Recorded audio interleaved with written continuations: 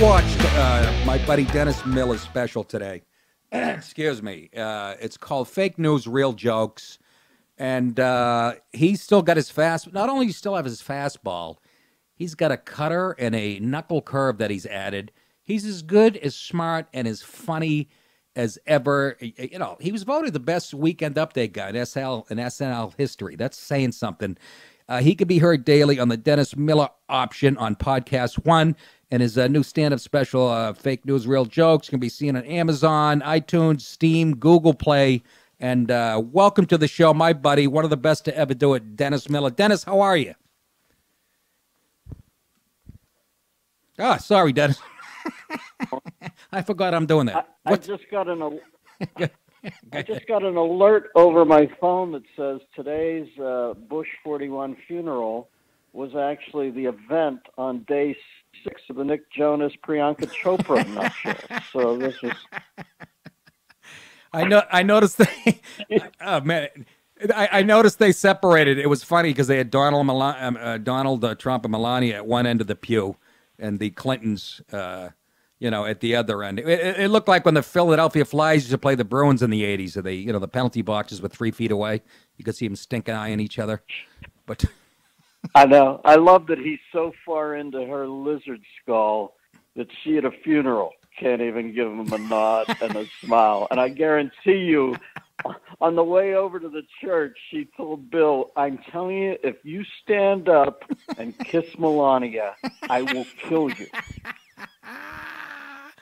I'm telling you. See, Clinton is just, he's all dingy now, man. You could just see that he watched, he's just done so many goofy things over the years that now even when he tries to turn his head off, he's thinking about joys of past and that head's rolling around. He's just crazy. I could see him like actually tearing his retina, trying to look out of the corner of his eye at Melania. And, Well, it was a nice thing for Bush. Bush was a lovely cat. I have to tell you, are we on a podcast or are we on terrestrial? No, we're on a podcast. You can go nuts. Okay. I'm trying to figure out what version of this I should say. So when I first meet Bush, hey, Dennis, don't be a faggot. Just go nuts.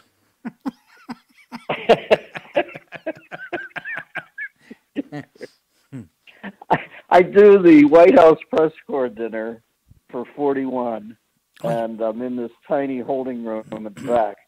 And Bush comes in to say hi. They go, Mr. Miller, President. He walks in and I go, hey, Mr. President. He said, hey, Dennis, listen, I'm with Barr tonight. Don't say fuck. I didn't realize. See, if I was a good host, I would have known that you hosted the the dinner. That is unbelievable. And he actually said, don't say fuck, I'm with Barr. He said fuck. He said, I'm with Barr tonight. Don't say fuck. So I'm laughing already. I go up and do a joke about Marion Barry, who's sitting at the front row, and Bush is sitting next to me at this dais, and I say, I see Mayor Barry down front. If you're sitting at the table with him, you might not want to walk over the salt shaker, because that could cause a little chaos. What is that? Bush just hit me on the leg. What? Oh, who? Bush hit you on the leg? Bush is sitting there. You can see, I have a picture of him just howling, and he's hitting me on the leg. I'm doing blow jokes about Marion Barry, and he's just absolutely howling. Then I see him at one of the celebrations of his 90th birthday. I'm sitting with him and Barbara, and my wife are talking. He has a glass of wine. I have a glass of wine. And then she says, that's enough, George. And he's in the wheelchair at this point, and he says to me, order 2 and slide me 1. So I get a second glass of wine. I slide him one. We're getting a little lit. Ted Cruz comes over to the table, and I say to Ted Cruz, if you want to get the left off your back, you should tell him, while you are Hispanic, you're here illegally. I thought I killed Bush. He was laughing so hard.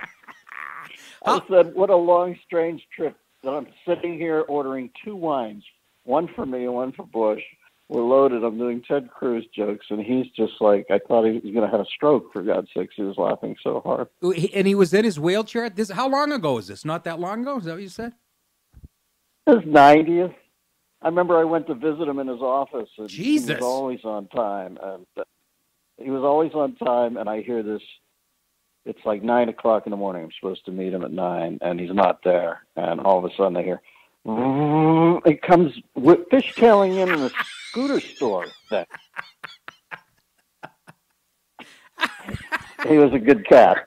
Unbelievable. He really was he was a fun, sweet guy. I can't lay claim to knowing him, obviously, like those people, the people today and people at the thing in Houston. Well, I'm not trying to make it more than it is, but I probably met around 6 or 8 times, and we always laughed our asses off when we were together. He was a funny cat. So was his kid. His kid was funny, too. I met him a couple times, mostly through 41. And they had good senses of humor, and it wasn't all, listen, I'm telling you, it wasn't all stiff and square with 41. He was a man's man, I mean, I hear them talking about him now, and it's like Pope John the 23rd. Right, I'm telling you, my man had a side to him that was funny. I was praising him right after he passed away, and got blowback from some of my fans. Most of them were probably lefties.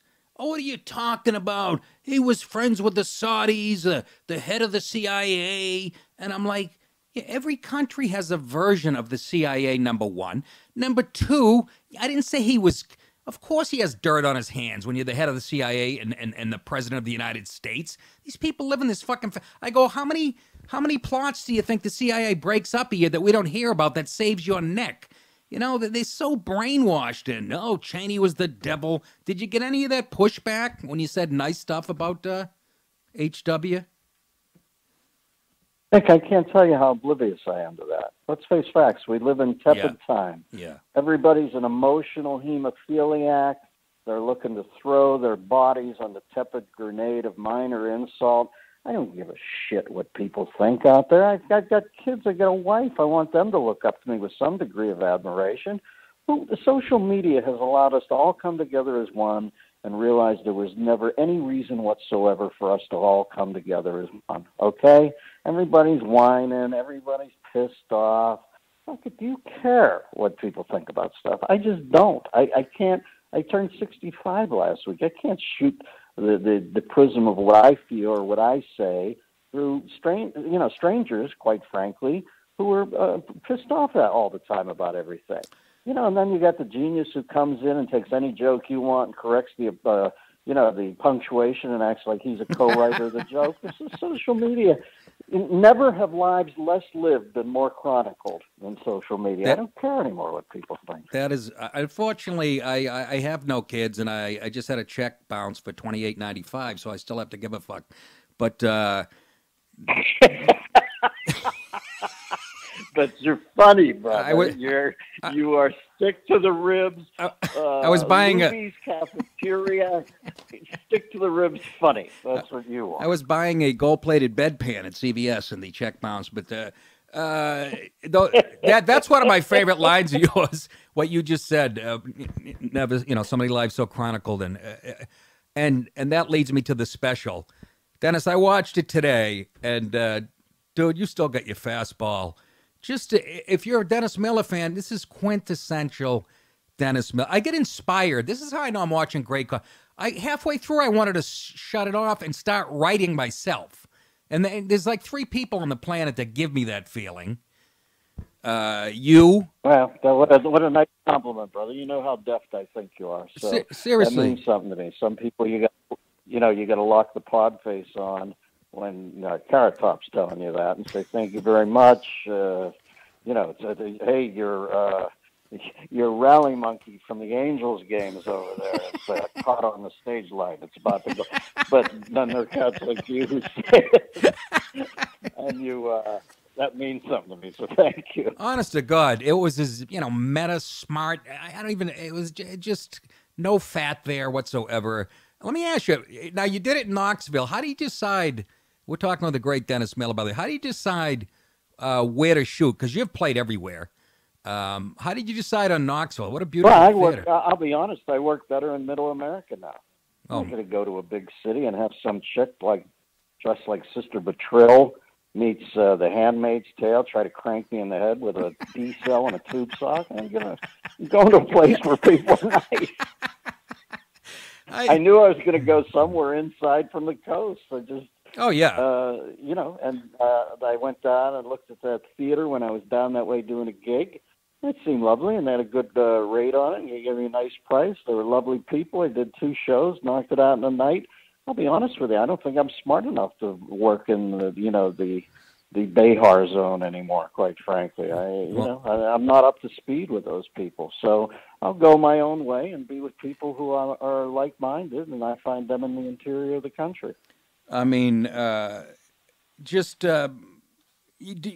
you mentioned this to me a few years ago, whether I was on your show or I can't remember.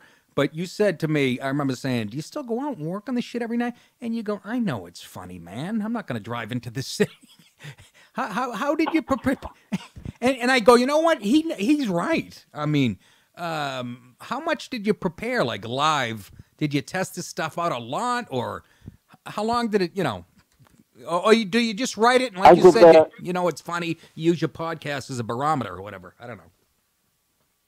Yeah, you can do a little bit of that. That's a nice litmus test. I mean, I remember put up a joke about Trump coming to California, and he was booed. And quite frankly, for Trump to come to California right now and be received warmly, he'd have to declare that he was here illegally. And when I put that joke up on Twitter, it got like 55,000 likes. So while you're not hearing an actual laugh, that something's there that you can use on stage.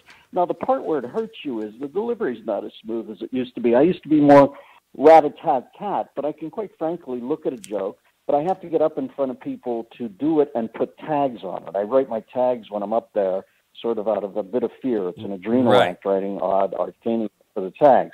Right. So I took that thing up 12 times, and I took it up towards the end in Oxnard, a beautiful club up here called Levity Live, where you're listen, I don't sell tickets like for God Sebastian or cats like that.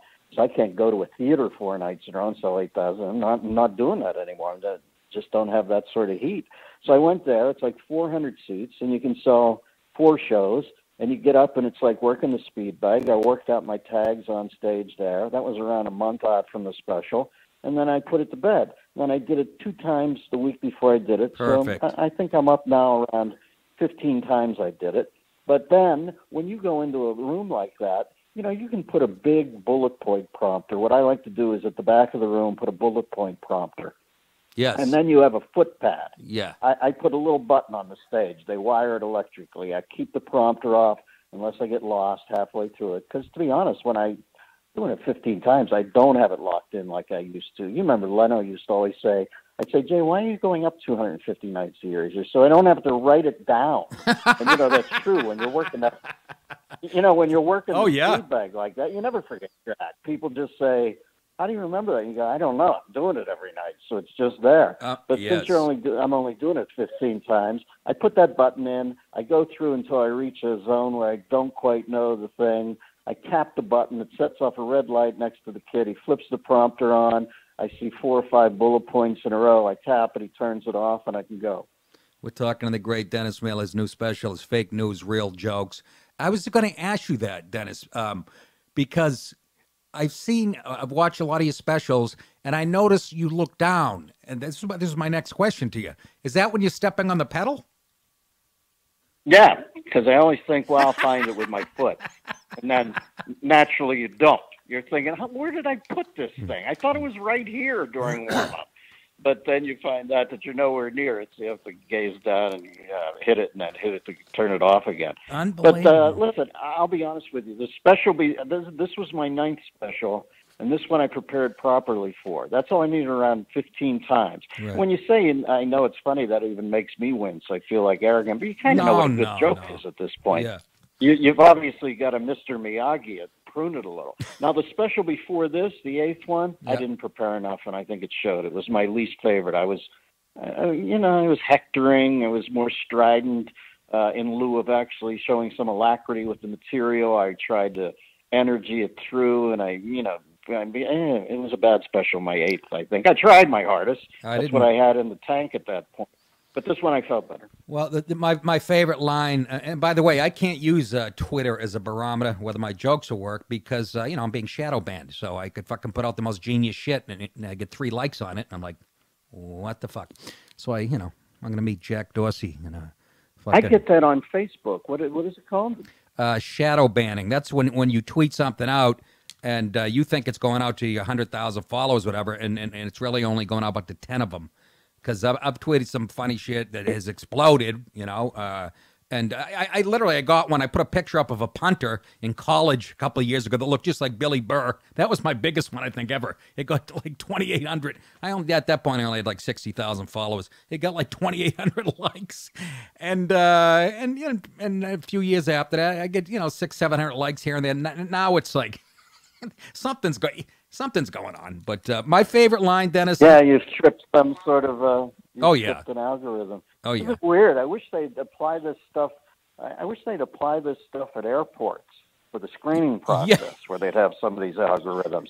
God forbid I'm in this fucking line like I'm at Space Mountain in July to get through security. You think they'd set something up like Twitter does for a Republican at the airport to screen out, who's Mohammed Abba or whatever his name was in Boston. He comes through TSA, doesn't even change the name on his license, for God's sake. I leave a little extra pro in my kit bag. I'm getting like Brad Davis in Midnight Express. They've got an IMAX colonoscopy scope on me. These motherfuckers aren't even changing their name. I know. One of the terrorists actually had an emotional support camel, and I think that's why they cut him some slack. Don't you? Well, that one would get screened. That's one that would do a trip on you. They'd say. It just amazes me that comedy used to always be about candor and edge and saying the unspeakable, and now, for Christ's sake, you practically have to get a notary to go on stage with you. It's so uptight up there. I've had shows where I remember I did a comedy festival in Austin. They were very nice people, and I kind of killed that night. I thought I did a good show, and I got a pretty big ovation, a lot of people standing. And then the next day, some kid reviews you on Twitter, and it makes it seem like that you were the worst comedian ever. I'm thinking, Jesus, I almost wish I had chronicled this or something. It's a whole sort of Trump, you know those paintings that are supposed to look like the actual thing at the end of the hall called, I think it's called Trump Loyal. I might always mispronounce it. But it's almost the Trump loyal world, that the internet, where people can subjectify the empirical, quite frankly. Right. I have no doubt sometime in my lifetime, Nick, I'm going to hear a kid say 2 + 2 = 5 because that's what I feel it is today, or that's how I identify that sum today. And people are just going to nod. They're going to nod. Happened. We've gone completely trippy. And it's the people that nod that need to be taken out, too. My favorite line in your special, by the way, when you were talking about at the beginning, you were doing some stuff about flying, and you talked about that crazy guy that they yanked off the plane in the United flight, Dr. Howard Chow, and you said, this is classic. I love reference-laden comedy, like, obviously, that's why you're one of my favorites. But you said this guy was crazier than Rasputin's margin doodles. I had to pause it. Well, I always had an idea of. I always thought that monks had such a drag job doing the calligraphy. I said I'd love to see some of the shit that didn't make the page after they used the paper cutter. Picture of a unicorn shooting, Herculoid death pellets out of its horn, shit like that. And then you said you followed a guy, that came out of the bathroom on the plane, and you're like, I don't know what he did in there, but let me just say, it was a silhouette changing bomb. It must have been a silhouette altering bomb. I mean, Jesus Christ. And then a couple other ones here. I wrote down about 8 of them that have me cry. Oh, the meeting with Schumer and Pelosi when they met with Trump. Schumer pre-chewing Pelosi's food and putting it in an eyedropper. Putting it down her beak like Bob Stroud on The Rock, the Birdman of Alcatraz. I mean, it's filled with it. It is filled. Dennis has put out a ton of tremendous work over the years, and this is as good as any of it. That's so nice. Honest to God, Dennis, thank you, my friend. I didn't know what to expect, man. I know I expect excellent from you, but and it flew by. That's how I knew. I couldn't believe. Like I looked down and it was 5 minutes left. I'm like, what? Who are you digging right now? By the way, do you like Brian Regan? Does he make you laugh? Brian always made me laugh. The first time I moved to New York City, The first time I like guys. He's brilliant. He's brilliant. But I still like the guys that spill their guts up there, and they're all gone now. I mean, the Kennisons, the Hicks, the Mark Minimans. I know, I like the edgy, but I like smart. But Brian Regan's, he's the first guy I saw when I moved to New York City at Catch a Rising Star. I had to go on. I was following him. And he's up there doing that bit he used to do about being a teacher and breaking down a sentence. And I'm like, I literally was going to get in a cab, go back to my apartment and pack my bags, go back to Boston. I'm like, oh, my God. And I dig, Dougie Stanhope is the real deal. He's got a screw loose, and but he's the real deal. It just pours out of him. And Dave Attell and the Louis C.K.'s and Billy Burr. Billy Burr is like every guy I grew up with in Boston. He looks like every kid I hung out with in Boston. And he's as funny as they come. So, and Colin Quinn is... Yeah, he reminds me of Steve Sweeney. Remember? Steve Sweeney used to do that funny bit where he'd say, they were Bing Crosby's kids, and his dad hit him. Yeah, my dad broke your dad's fucking albums over my face. Join the club. Dennis, that's my first year in comedy, and I had to follow that at Nick's Comedy Club on Friday nights with Steve Sweeney doing that. Oh, Nick's.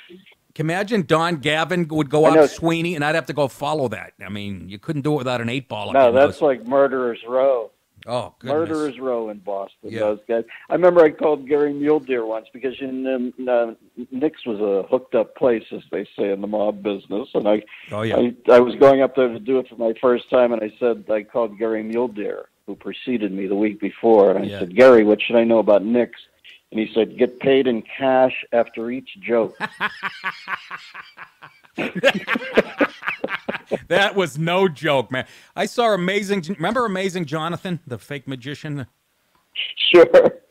He's up there doing, and in part of his act, he would lay out a line of cocaine on this table, like 2 feet long, but it was talcum powder. But somebody told me after the show he has a real line of coke behind it, like the same length.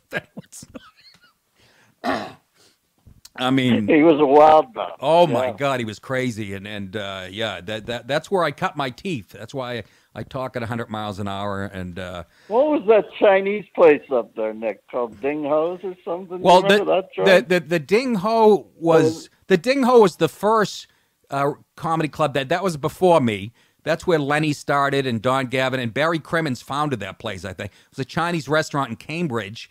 But the other place you might be thinking of was Kowloon, the Kowloon restaurant. That was Nick's satellite room. Well, all I remember is when you'd go up to Boston, I remember I'd say to Jerry, I said, Jesus, I just got buried. I'd get back to Catch and I'd see Seinfeld and I'd say, I just saw Steve Sweeney. He opened for me. He did an hour. He was doing a 15-minute chunk about the helicopter traffic reporter. He knew him. He was just killing. I get up after him, and I'm croaking it, and Seinfeld said, Bottle City of Candor. And I said, what do you mean, Jerry? And he said, Steve's got the inside stuff, but it's like the Bottle City of Candor in the Superman comics. You come out here under the yellow sun, you can't fly. That is perfect. As long as he stays. Anyways, it was true. All that inside stuff when you'd go up to San Francisco and the Alan Moss would open for you, and he had all the inside stuff. They'd do an hour. You would just be tromped in the dust, and but then again, you take that hour about the traffic copter guy in San Francisco out to Tulsa, and it's just not working. So Seinfeld always. Yeah, had a laser lock on it. Sweeney even said that. He was doing a Comics Come Home like even 8-10 years ago, and he did a few minutes. He goes, yeah, that joke will go as far as fucking Boylston Street. I mean... he was a killer, though. Oh, my God. He was the Bill Burr of his day, right? He killed. My God. Translated out as a huge following. I listened to Burr's podcast the other day. Honest to God, Nick, he ticked off his European dates.